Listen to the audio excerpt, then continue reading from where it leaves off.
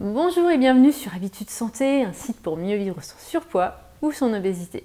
Alors aujourd'hui, je voudrais vous parler de quelque chose qui est assez intriguant. J'ai beaucoup de patients qui arrivent en consultation et qui me disent « Non mais moi Sandra, j'ai tout le temps faim. Comment faire ?» Donc justement, dans cette vidéo, je voudrais parler un petit peu avec vous. Qu'est-ce qu'on fait quand on a tout le temps faim? Je vous dis à tout de suite, juste après le générique.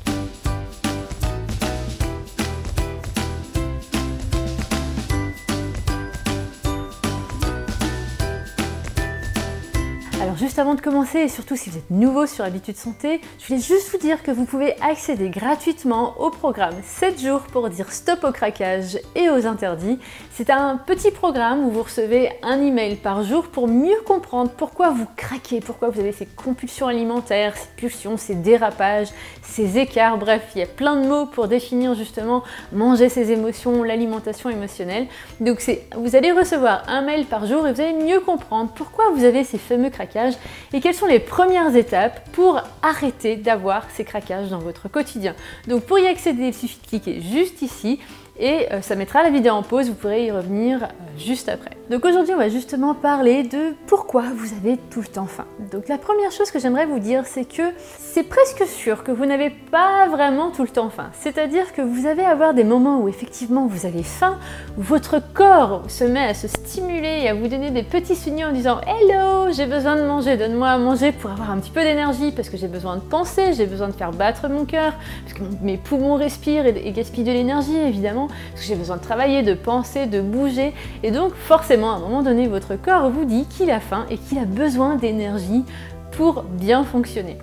Après, il y a d'autres moments où ce n'est pas vraiment la faim en soi qui s'active. C'est plutôt des envies de manger. Donc des envies de manger qui peuvent être activées soit pour éviter une émotion.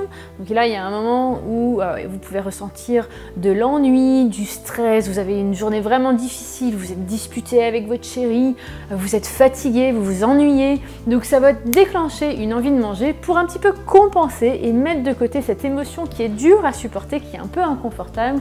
Et donc vous allez avoir envie de manger pour éviter toutes ces sensations. Il y a aussi une autre envie de manger qui apparaît assez fréquemment, c'est quand on voit un déclencheur qui va nous donner envie de manger. On a tous vécu ce moment au restaurant où on est déjà plein, on se dit « Oh non, là un dessert, ça rentre pas ». Et là tout d'un coup, le serveur vient avec son beau plateau de crème brûlée, de cheesecake à la framboise, de tarte meringuée, enfin vraiment un beau plateau de dessert, et là on se dit « Oh, ça donne trop envie ». Et là tout d'un coup on a l'impression de ressentir la faim parce que justement on a vu quelque chose de tellement délicieux qu'on a envie d'en manger. Et donc là encore une fois, c'est pas la faim que nous ressentons, mais plutôt une envie de manger qui a été déclenchée par quelque chose qui nous paraît tellement appétissant qu'on peut pas résister. Donc les envies qui se déclenchent, ça peut être par ce qu'on voit, ça peut être par rapport aux odeurs. Combien de fois on est sorti du métro et tout d'un coup il y a une odeur de pizza qui arrive et on se dit « Ah ouais, là j'ai vraiment envie de pizza ». Et en fait on n'avait pas vraiment faim juste avant, mais rien que l'odeur d'une bonne pizza qui rentrerait dans notre bouche, et ben du coup on a tout d'un coup envie d'une pizza. Et on va être presque obsédé jusqu'à la maison de se dire « Oh, ce soir j'ai mangé une pizza, j'en ai vraiment envie ». Parce que justement, l'odeur a activé cette envie brûlante de manger une pizza. Donc ça, c'est complètement humain. Donc j'ai beaucoup de patients qui sont toujours préoccupés avec cette sensation de « je ne suis pas normale, j'ai toujours faim, je ne sais pas ce qui se passe avec moi ». Et finalement, c'est humain d'avoir ces envies de manger à côté de la faim. Donc c'est un petit peu... Parfois, je rigole un petit peu avec mes patients en leur disant « c'est un peu avoir faim d'autre chose, avoir faim d'amour, avoir faim de réconfort, avoir faim de bienveillance ». Vraiment, souvent les aliments deviennent un petit peu comme des doudous, des réconforts, et c'est normal. Il faut comprendre que l'alimentation, ce n'est pas qu'un régulateur d'énergie ou un régulateur nutritionnel, mais c'est aussi un régulateur émotionnel. Classiquement, les aliments qui sont très gras et très sucrés sont des bonnes sources pour se réconforter. Ce qu'il ne faut pas, c'est que ça soit systématique. Effectivement, si à partir d'un moment, dès que vous sentez une émotion ou dès qu'il y a un déclencheur externe, vous mangez pour répondre à cette envie. Si c'est systématique, effectivement, on va avoir quelques problèmes de poids à un moment donné parce que vous mangez au-delà de votre faim. Mais si c'est occasionnel, sachez que c'est complètement normal d'avoir des envies de manger émotionnelles ou externes ou d'un déclencheur externe.